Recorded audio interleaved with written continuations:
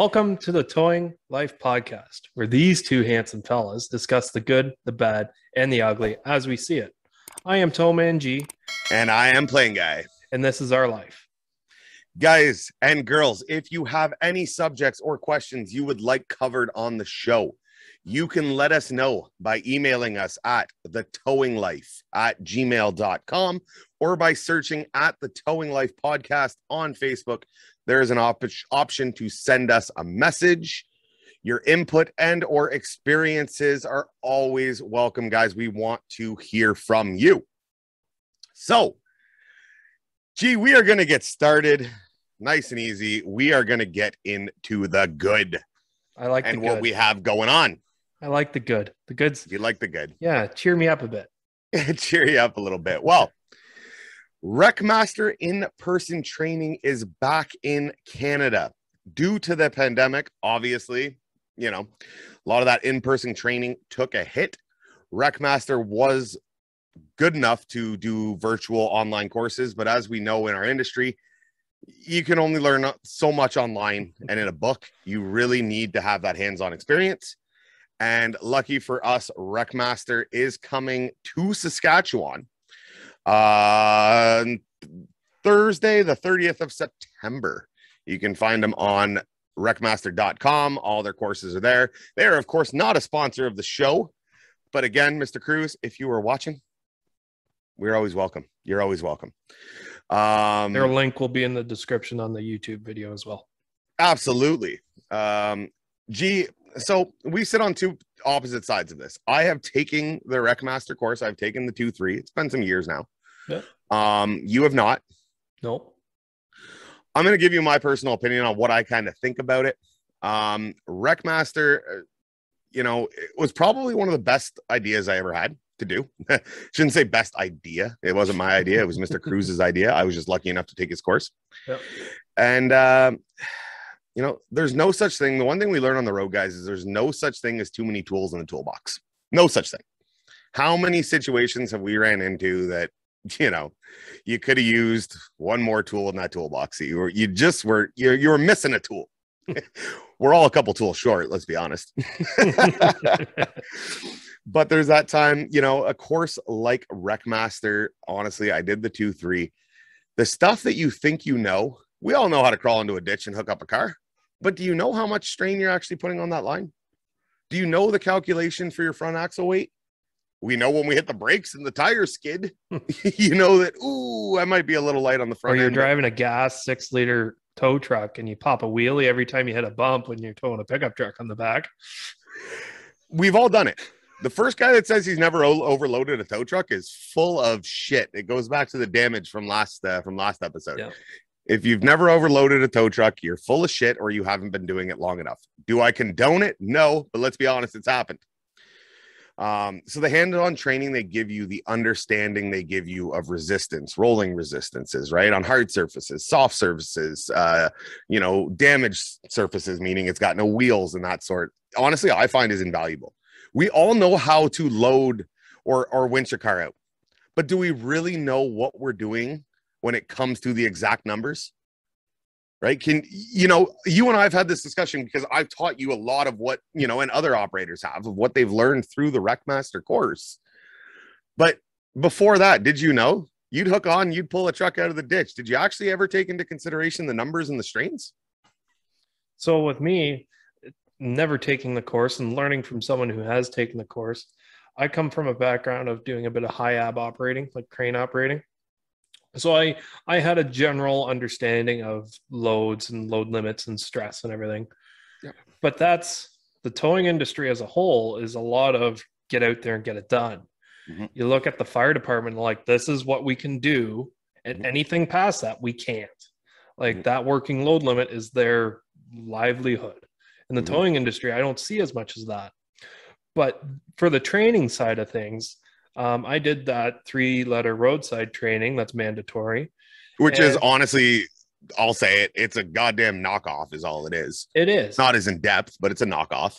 So like we did side pulling on a vehicle and they had a scale in between the winch cable or the wire rope, rope.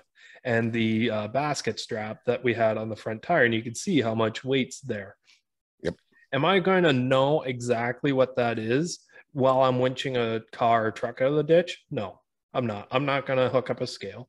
But what I do know is the sound of that wire rope, how it wraps on the drum.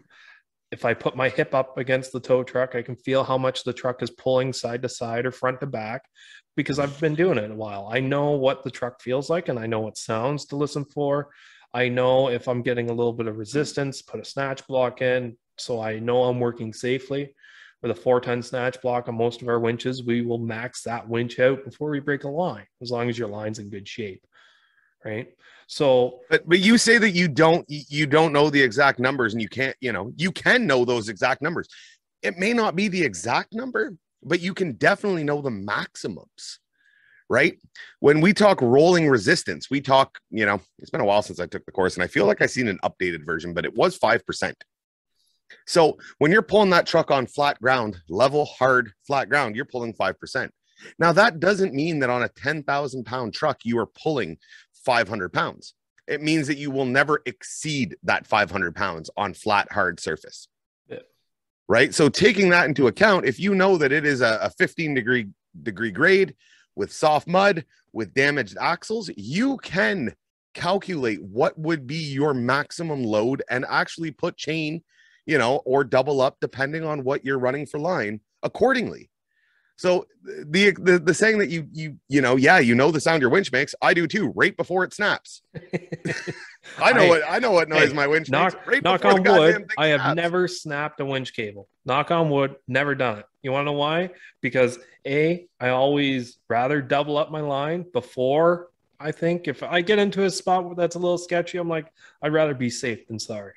And I'm the same way when I train rookies. I'd always rather show them, this is the safe way. Can you do it other ways? Yeah, but this is the way I do it. I've never had an issue with it. Right? Okay, well, that being said, though, all right, so you double up your line, right? You double up your line. You're pulling a 1/2-ton truck out of a ditch. You doubling up your chains? Well, it depends on what you're doing. Really? Like, you're normally wrapping... What's a G70 J-hook rated for? Probably 33 something. Yeah, I don't think you're off by that much. I don't think you're off by that much. Yeah. Okay. So you get a vehicle that you think's a little heavy. You're doubling up that line, right? So your winch line's rated for, what was it? 7/16 was, I'd have to pull up the exact numbers. 7/16 about 3,400 pounds. Yeah. Single line. You doubling that up. Your winch line's good for 6,000 pounds. You're running it, 7,000 pounds, whatever it may be. Yeah. Again, these are not exact numbers. You run your J-hook to it. Your J-hook's rated for 3,000 pounds. Doubling up your lines did absolutely shit, right? But again, there's a 3-to-1 or a 4-to-1 braking ratio in there. And honestly, I think a lot of times we play within those. We don't play within the working load limits. We play within the ultimate load limits. Yeah. Yeah. Which is a bad habit. Yeah, it is. Because if you get into any industrial situations like crane operating, it's exact. This is what we can do, just like the fire department. This is what we can do, and this is what we can't do. And I'm not sure if that's lack of training or lack of equipment on operators and owners fronts. I know I've worked for a tow company before where they said, here's a 2-ton snatch block. And I said, well, I want a 4-ton. Well, why do you need a 4-ton? 2 tons work perfectly fine. It's like, well, I got a 10,000 pound winch on my tow truck, and a 4,000 pound snatch block will keep me within my working load limit and be safer, right? Because I know I'll max that winch out, because we all done it. We've all kept winching, and that winch stops, and you're like, ooh, what do I do now? Mm-hmm. And honestly, I think that's where a lot of it, like I said, it comes in. Training is important, and it is equally the responsibility of the employer as the employee to want to seek that extra training. As an employer, I highly recommend you reach out to WreckMaster. You can host courses. There's all kinds of things available through there to host your own course and get your guys trained, because it's one more tool in the toolbox. And, sometimes when we're winching in some of the situations that we're in, yeah, we're, a broken winch line. Sure. That's one thing, right? A personal injury to your employees, that's a whole another thing. So even from an employer standpoint, there is a a liability that they can take away from themselves by sending their operators to course, right? To a course that they write an exam for, they receive an accreditation for. So when that winch line does go, and hopefully it doesn't, but and that guy gets hurt, the employer can now say, we went to training. We provided training, right? That is one thing we are lacking. We're going to get to it more. But that is one thing we are lacking in the industry. We so pass personally the buck for me, to the guy lower on the totem pole, and that's what everything's about nowadays. I would personally really like to go to the WreckMaster training, and just so, like you said, I can have that extra tool in my toolbox, because a lot of guys don't do it. And for me, myself, it's finding the time and when they're close to me. I can't remember the last time they were within like 8 hours of me. Well, this is a little special of a situation because of the last pandemic. 2 years we've had the pandemic, which kind of throw a monkey wrench into the whole situation of wanting to get trained. I know guys that still haven't done the roadside training, and that's mandatory after a year, and they've been towing for like 3 years now. So it just happens, and we're in a weird spot as it is. But there's definitely been some within 8 hours of you. The tow show every year in Ontario would normally host a course. Oh yeah, right. It's been a couple years. They were doing a virtual one this year, something like that. They're out there. Head to their website, keep a check on them, because I truly encourage it for any employee and employer. As an employee, talk to your employer. Say, look, go check out the training. See if you think it's for you. I personally think it is. There's no harm. It's worth the cost of investment. Again, we are not sponsored by WreckMaster. But Mr. Cruz, if you're watching or listening, we're here. You can get a hold of us. And it's not even so much just WreckMaster. It's learning in general. Yep. I know a lot of guys, they'll be, oh yeah, I'm good. I've been doing this job for a couple of years. I don't need any extra help. Learn from anyone. Talk to people. Learn from 50 guys and take the best things from those 50 guys and make yourself a good worker. Yep. I agree. Learn from everybody and never be too smart to learn a new trick. Yeah. So, that covers our good. You're trying to shit on my good, but I'll take it. Getting into some of the bad stuff here. I know we all like the bad stuff, but I want to touch on a bit of dispatching or lack thereof in some instances. Dispatchers, they form a very valuable role. If we didn't have dispatchers, we wouldn't know what the hell's going on. To be honest, we don't have the time anyways. But they take half that worry out of us because they're sending us calls. They are looking at it. We're sitting in the truck. We're out there doing it. And it's one more thing. I'm not sure if you've ever had to dispatch and drive at the same time. It can get complicated. And you can forget to send your employee the phone number to the guy he's going to go pick up the car for next. Right? But some dispatchers that are getting paid minimum wage, just over minimum wage, whatever they're getting paid, doesn't matter. Poor dispatching can turn a slow day into a busy day. Whether they say, oh, well, we can push this call off for another hour or two to move this freight for so-and-so because we've got one call on right now, and I don't want to send 2 trucks out of town and leave 1 truck in town. Stuff like that can make the morning slow for a normal day and make the afternoon crammed. I've seen people just push calls off. Oh, we can do it Monday. We can do it Monday over the course of the weekend. Well, Monday's our busy day to begin with. Use your head, guys. Get it done on the weekend. Struggle for a couple of hours instead of pushing it off to the next day or into the evening. I'm going to argue with you on this one too. Okay. And dispatchers across the world are going to love me. Here's looking at you, Timmy. Fuck you, Tim. You know what I think a big problem with that is drivers, we've done both. I've done both. And I think that makes it worse. But drivers, we are operators. We are drivers. We do the calls. We try and get too involved in the goddamn dispatcher a lot of times. And you've seen it. We've all seen it. Yep. You get too involved in what the dispatcher's doing. And, well, what's this guy doing? Why can't he do it? What's this guy doing? We used to have a joke. It's called dispatching, not negotiating. Go do your call. Dispatching, I believe, is just as hard of a job as towing. Believe it or not, mentally, dispatching is just as hard of a job. Now, again, I'm not saying that every dispatcher out there is perfect. Here's looking at you again, Timmy. Fuck you, Tim. He's going to love that shout out. But, we're hired to do one job, they're hired to do another, and we interfere with them so much. You see it in these smaller companies, especially. I can't speak for the massive companies, but the smaller companies for sure. So like I dispatched myself when I was working with that smaller company, and it was fine. It was me and the boss. The boss man drove the flatbed. I couldn't drive the flatbed because of insurance reasons and everything. And when I would get flatbed calls, he would still let me do them, right? And I would get there and the members would be like, no, I want a flatbed. So now my flatbed, instead of going and doing it in the first place, he sent me out, and now he's an hour behind right off the bat, just instead of sending the wrong truck. But it's not even so much that if you're in a 2-truck company, if you get more than 2 calls come in at the same time, you're swamped. Yeah. But with the slightly bigger companies, right, it's where trucks are is normally the closest truck, you send that truck. But you can run into a speed bump pretty quick if that driver gets there and they're not competent to do it, or they say, no, I can't do it, because they show up and they're in a flatbed and this car's got a broken ball joint and it's nosed up to the curb. Well, that's going to be a pain in the ass job no matter what truck you send. And the driver's just being lazy, passing the buck to someone else. Yeah, absolutely. Right. So we've all done it at the same time. We've all been on the receiving end of it. And again, we've all done it. Yeah, we've all done it. But a good dispatcher can account for stuff like that and say, okay, well, I'll get this call off of him if he can go do that call, and you can go do his call he was going to go do, and change it up real quick, instead of either being out on a cigarette break and not seeing what's going on the computer right away. I'm talking from personal experience there. Go out for a smoke break and 15 minutes goes by, and now we've got 4 or 5 more calls sitting there that no one has any idea that's going on.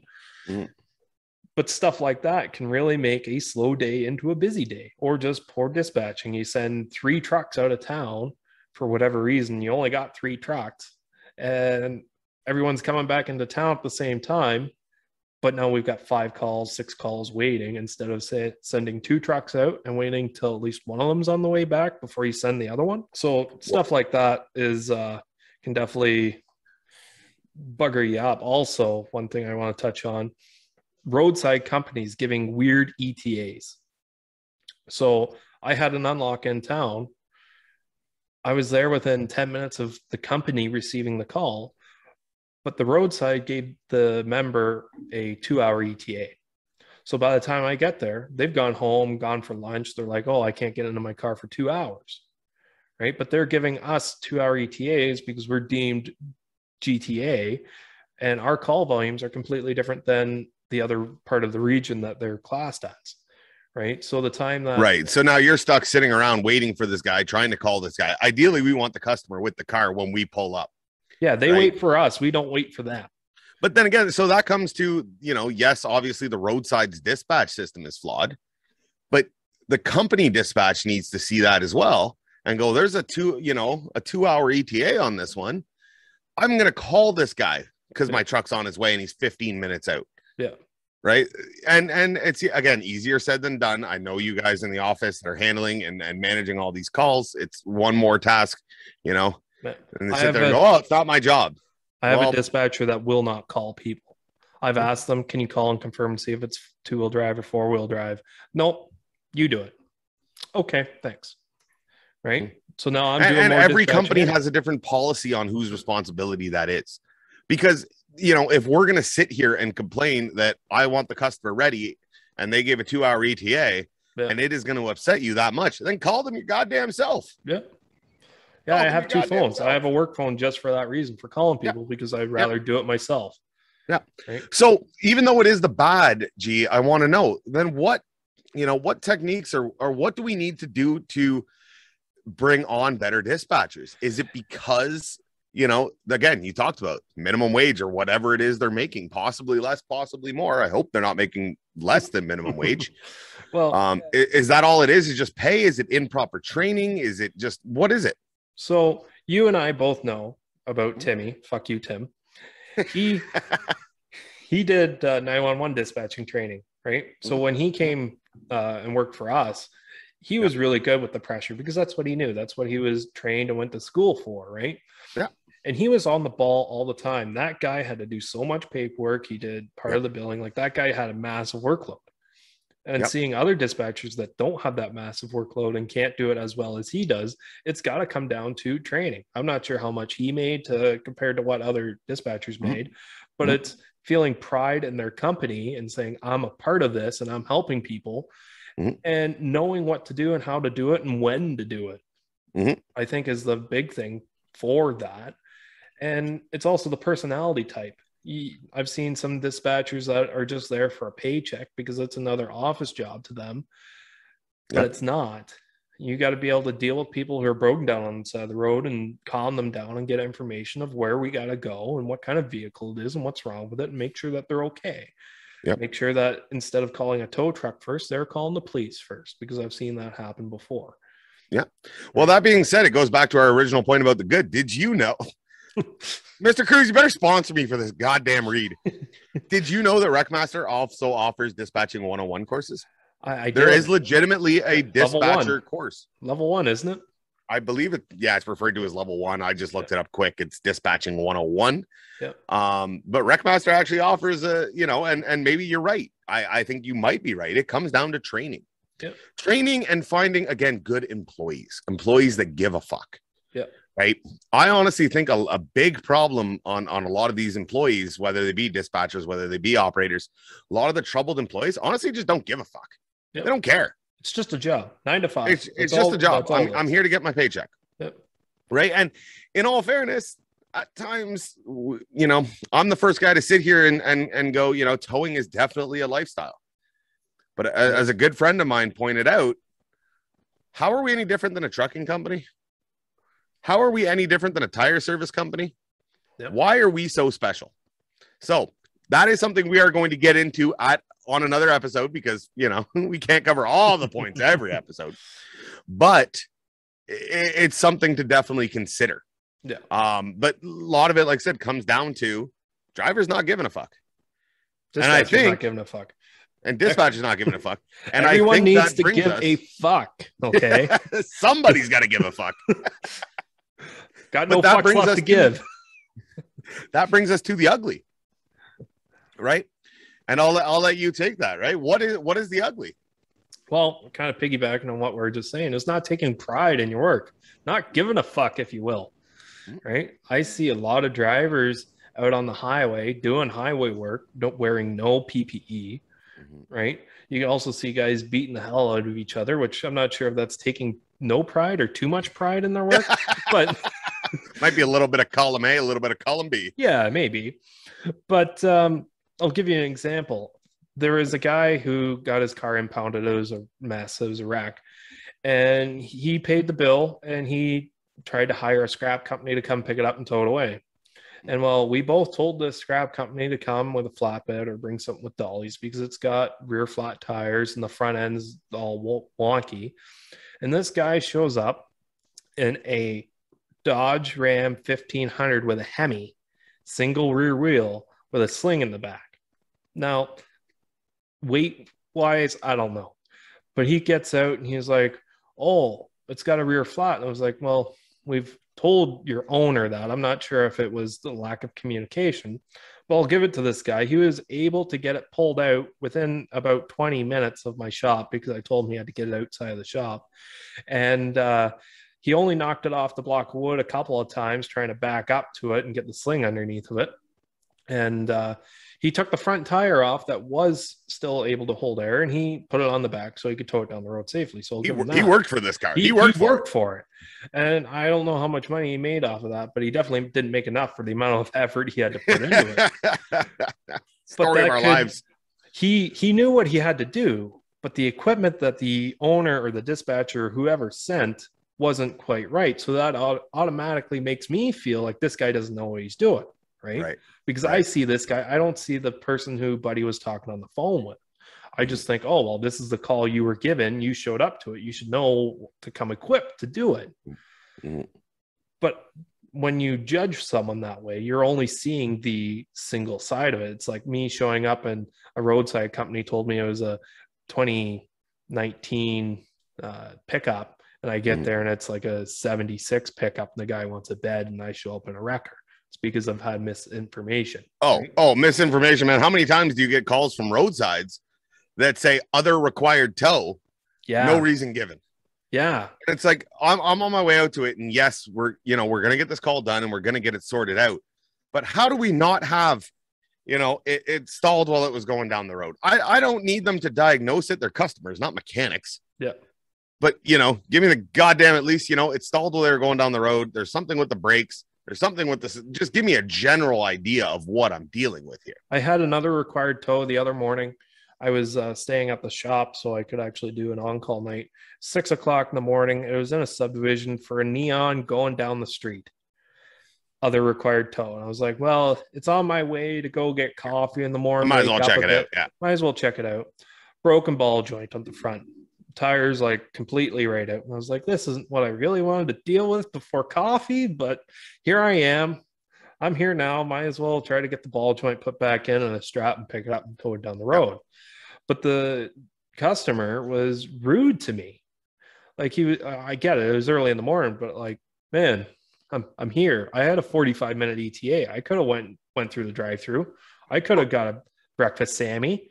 I could have made myself a little happier before I came and made you happy. Sammy.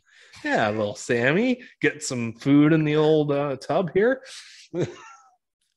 But you didn't do any of that. You went to the call because you take pride in your work, which is what we don't see drivers doing. Yes, because I put the job first. How as good or as bad as that may be, I've always put the job first for the most part. There's a few times where I got to go home and use the bathroom before I get out there. But that kind of stuff happens, right? How many times have we made a decision for the better of the call? Oh man, I had one day I had to go to the bathroom in the worst way possible. And there's nothing worse than being on the road.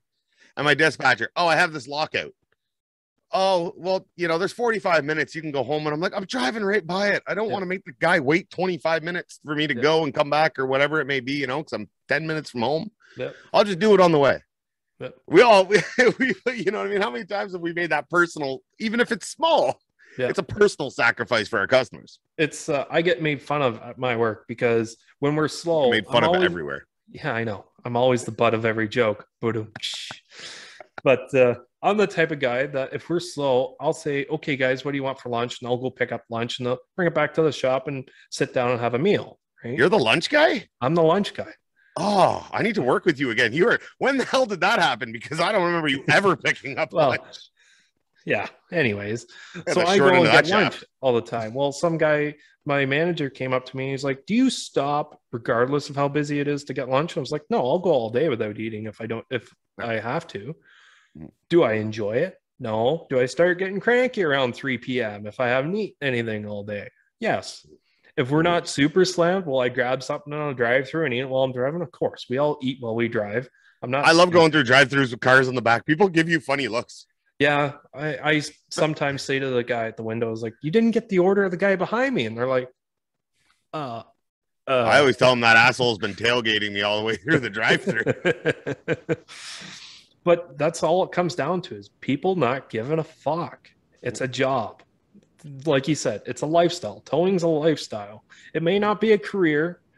Mm-hmm. It is a job, but it's more so a lifestyle than anything.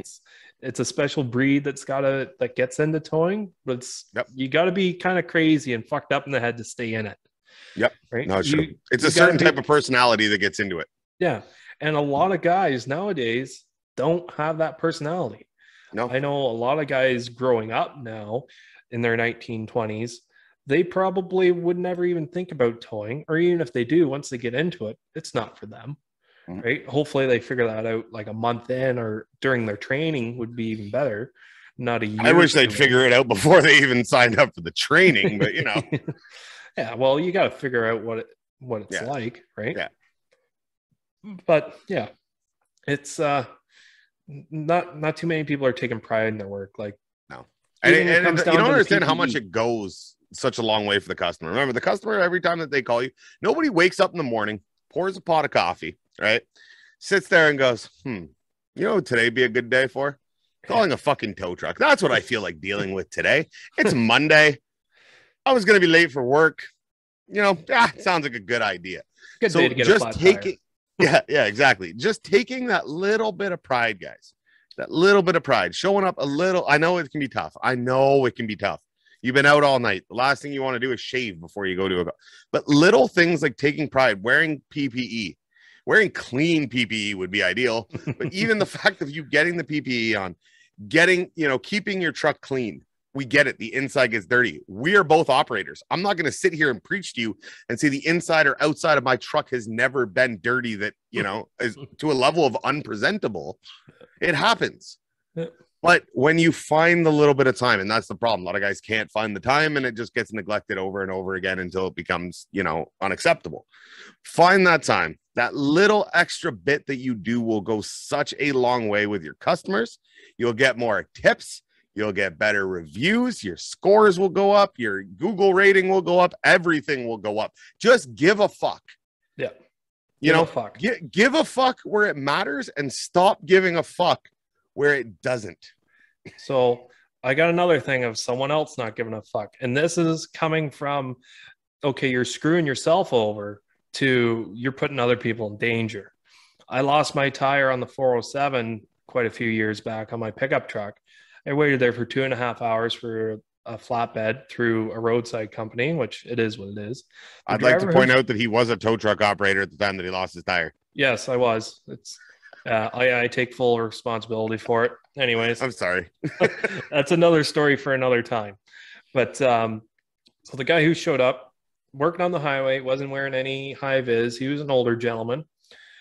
The girlfriend at the time and me hop up in the truck, and he was smoking in the truck, and I smoked at the time too. So that didn't really bother me, even though that's reading your customer. Yeah. Yep. But he had an Alexander Keith's King can sitting in the cup holder, and he was drinking that while he was going down the road. That's a little offside. That's where we kind of draw our limit. And that's not even the worst part.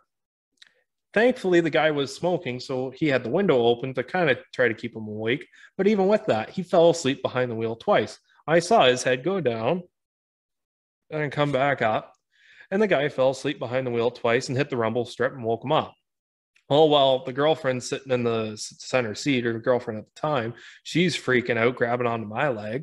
And all I can do is open up this window to keep like a draft coming through, which kind of upset the girlfriend because she's cold. Yeah, of course. So he was drinking, fell asleep behind the wheel twice, and he was speeding. I clocked him going up to 120 at times. So there was no governor in the truck either, which it is what it is. Yeah. And then when he dropped my truck off in the completely wrong spot, he put it right in front of my pound at the time. You were there that night. I think so, yeah. Yeah. He dropped like 10 feet out. Yeah. And then he almost demanded a tip. Like, I got that vibe from him that he wanted a tip. Like, that guy definitely didn't give a fuck. Yeah. It's like, go sleep in in the town or something. Like, don't go driving back to the city where you belong. Like, come on. Like, you're falling asleep behind the wheel. Figure it out. An important thing that I learned is always remember that's the one thing when dealing with any towing, whether you agree with them or disagree with them. Yep. They're doing the best they can with the tools they have. Yeah. They're doing the best they can with the tools they have. Right. And you'll save yourself a lot of trouble. So to kind of recap a little bit of what we have gone over, the good, the bad, the ugly on the Towing Life podcast. WreckMaster training, all for it. Double thumbs up. Yep. G might not agree. The hell with them. Training's good. Training is always good. Poor dispatching. Yes, we need to attract better people, whether it be operators or dispatchers. More training for dispatchers. Going back to the good, more training for dispatchers and drivers. It's dispatching, not negotiating. More training and more give a fuck. Just give a fuck. Exactly. You got into it for a reason. Take pride in what you do. Absolutely. Give a fuck whenever you should give a fuck. And when it comes to what your dispatcher is doing, don't give a fuck. Do your job. So a reminder, guys, if you have any subjects or questions you would like covered on the show, you can let us know at thetowinglife@gmail.com or by searching at the Towing Life podcast on Facebook. Your input and or advice, experience is always welcome. And if you're watching this on YouTube, that's what the comment section down below is for.